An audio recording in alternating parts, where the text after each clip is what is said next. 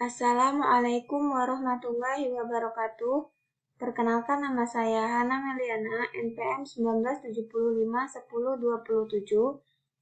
Sekarang saya akan mempresentasikan mata kuliah Bisnis Perikanan dengan dosen pengampu yaitu Ibu Sutarni SP MEP. Saya akan mempresentasikan tentang perencanaan usaha pembesaran ikan gurame secara rutin. Baiklah, langsung saja saya mulai. Yang pertama yaitu definisi ikan gurame. Ikan gurame atau ikan gurame, Ospronemus gouramilak, adalah jenis ikan air tawar yang populer sebagai ikan konsumsi di Asia Tenggara dan Asia Selatan. Selain itu, di negara-negara lainnya, ikan gurame juga sering dijadikan peliharaan di dalam akuarium. Ikan gurame berukuran lebar dan pipih dengan panjang tubuh 2-2,1 kali dari tinggi tubuh. Sedangkan panjang seekor ikan gurame bisa mencapai 1 meter. Ikan gurame memiliki moncong runcing dan tubuhnya yang belang akan memudar saat beranjak dewasa. Daging ikan gurame terkenal padat, durinya besar-besar, serta rasanya enak dan gurih. Selanjutnya yaitu jenis-jenis ikan gurame. Jenis ikan gurame ada 7, yaitu gurame bastar, gurame batu, gurame blue sapphire, gurame kapas, gurame paris, gurame porselen, dan gurame soang. Dari ketujuh jenis ikan gurame ini, yang paling sering dikonsumsi masyarakat atau yang tersedia banyak di pasar yaitu ikan gurame soang. Kenapa? Karena ikan gurame soang ini dalam pembudidayaannya lebih cepat daripada jenis ikan gurame lainnya. Tahapan budidaya ikan gurame. Yang pertama yaitu pemilihan lokasi budidaya. Kriteria lokasi ikan gurame diantaranya adalah sebagai berikut. Ketinggian lokasi idealnya antara 50-800 mdpl dan akan lebih optimal jika berada pada ketinggian 800 mdpl.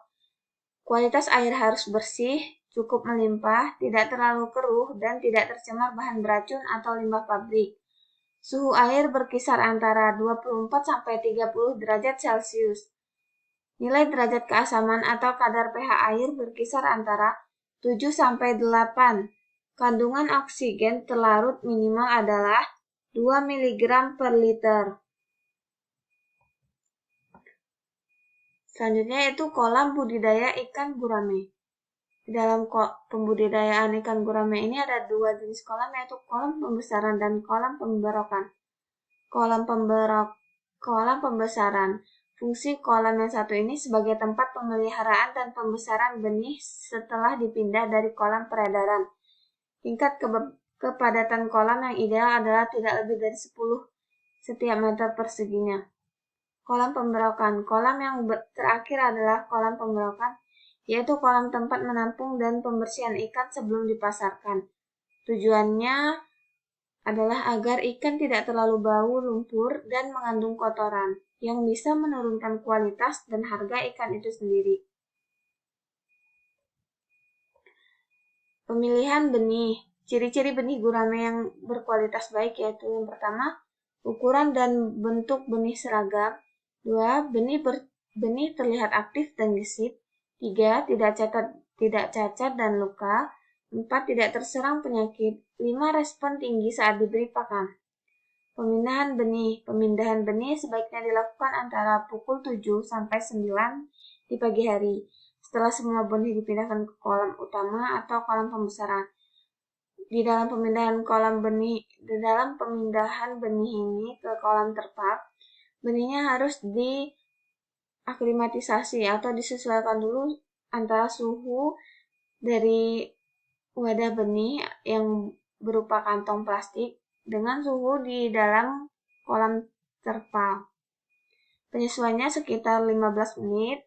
Setelah itu kantong benih dibuka dan biarkan ikan gurame keluar dengan sendirinya. Sebelumnya percik-percikan terlebih dahulu sedikit air dari kolam terpal ke dalam kantong plastik agar lebih cepat dalam penyesuaian suhu airnya. Selanjutnya perawatan benih gurame. Beberapa hal yang bisa dilakukan selama perawatan yaitu, jika mendapati benih ikan gurame yang terserang penyakit, segera pisahkan benih tersebut dari kolam pembesaran. Lalu, rendamlah benih ikan gurame tersebut dengan 20 mg per liter air garam dapur selama kurang lebih 1 jam hingga membaik. 2. Masukkan eceng gondok untuk mengurangi panas terik matahari. Selain itu, eceng gondok juga bisa dijadikan rumah maupun sarang ikan. 3. Selain eceng gondok, sebaiknya menanam pohon di sekitar kolam pembesaran yang juga berfungsi sebagai filter matahari. Namun, pohon tersebut jangan sampai menutupi kolam agar kelembapannya tidak terlalu tinggi. Selanjutnya, bersihkan kolam pembesaran ikan gurame secara rutin dan berkala. Umumnya, teknik yang digunakan adalah penyiponan atau sipon. Penyiponan dilakukan dengan menyedot dan membuang kotoran atau sisa pakan pada kolam pembesaran. Lalu, jagalah kadar keasaman atau tingkat pH air. Keasaman biasanya disebabkan karena adanya sisa kotoran, hasil respirasi ikan atau mikroalga, dan tambahan air hujan. Untuk menjaga keasaman, berikanlah kapur atau dolomit pada kolam utama. Lalu, berikanlah pakan yang padat nutrisi secara teratur. Sebaiknya pakan mengandung protein nabati dan hewani, karena ikan gurame adalah jenis hewan omnivora. Pemberian pakan. Pada fase larva, ikan gurame sebaiknya diberikan pakan alami berupa cacing sutra, rotifera, dan infusoria. Setelah berumur beberapa hari atau dalam keadaan benih, ikan gurame lebih menyukai larva insekta, krustasea, dan zooplankton. Setelah berumur beberapa bulan, barulah pakan ikan gurame dapat diganti dengan tumbuhan air lunak, dedaunan seperti daun talas, daun pepaya, daun singkong, daun lamtoro, dan lainnya. Pakan tambahan juga bisa diberikan kepada ikan gurame seperti pur atau dedak, ampas tahu, atau bungkil kedelai.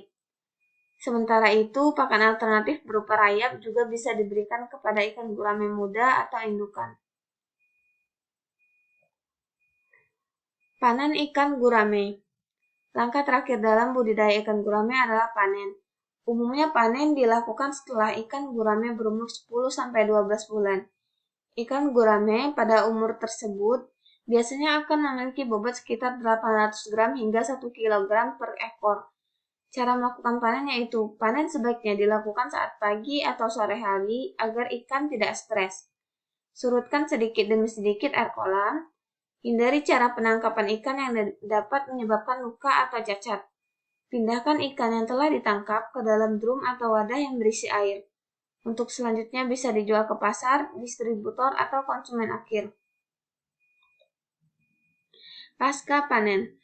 Penanganan yang pertama, pasca panen ada 3, dibedakan menjadi 3, yaitu penanganan ikan hidup. Yang pertama, penanganan ikan hidup.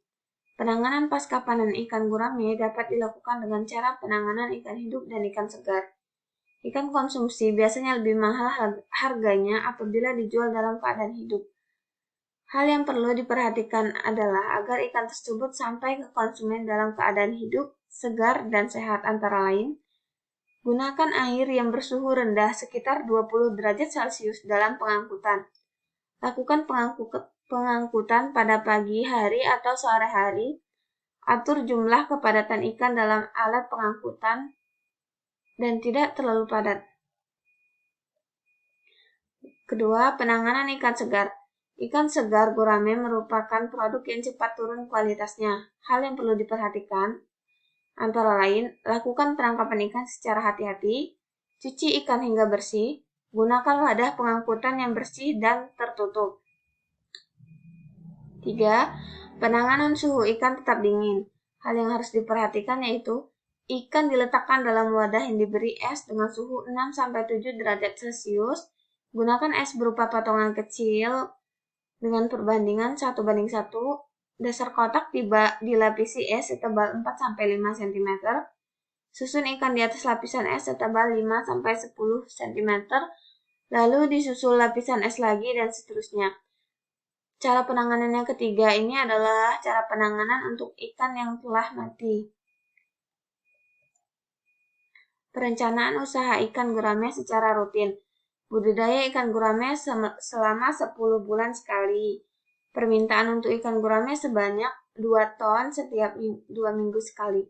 Rata-rata berat seekor ikan gurame adalah 1 kilo, maka untuk 2 ton terdiri dari 1.600 ekor.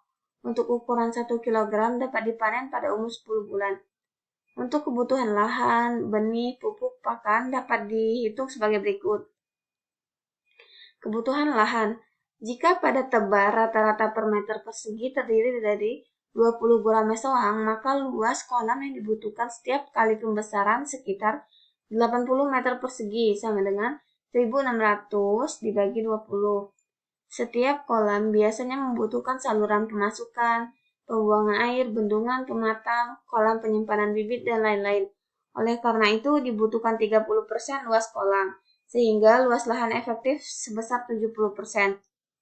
Luas kolam terpal 80 ditambah 30% dikali 80 sama dengan 104 meter persegi.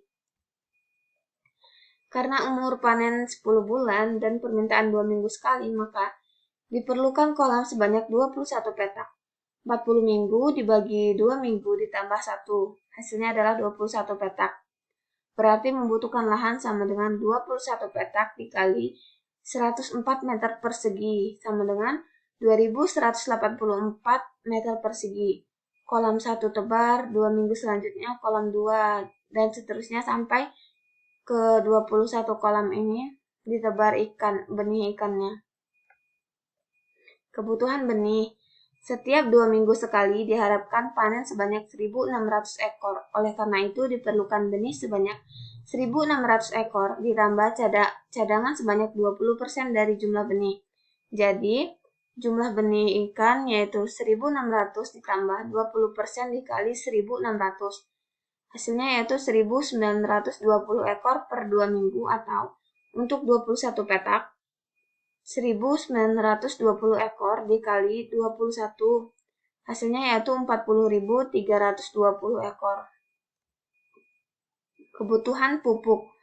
Pertama, pupuk kandang 0,5 pupuk kandang setengah kilo per meter persegi atau setengah kilo dikali 104 meter persegi, hasilnya yaitu 52 kg per kolam.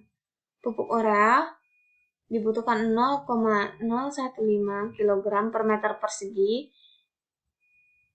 sama dengan 1,56 kg per kolam.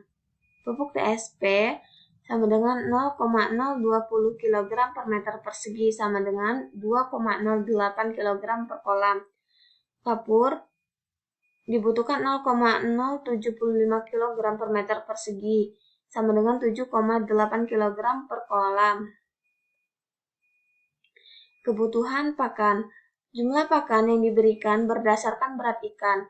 Pemberian pakan berkisar 3-5% berat ikan. Oleh karena itu, kebutuhan ikan, jika ikan dengan berat 1 kg, maka berat ikan per kolam sama dengan 1 kg dikali 1.920 ekor, sama dengan 192.000 gram atau 192 kg.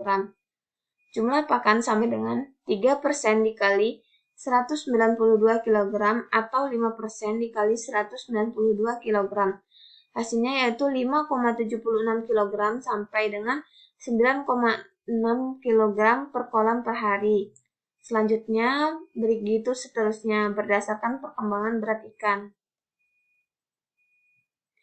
Sekian presentasi yang dapat saya sampaikan. Lebih dan kurangnya saya mohon maaf. Kepada Allah saya mohon ampun. Saya akhiri. Wassalamualaikum warahmatullahi wabarakatuh.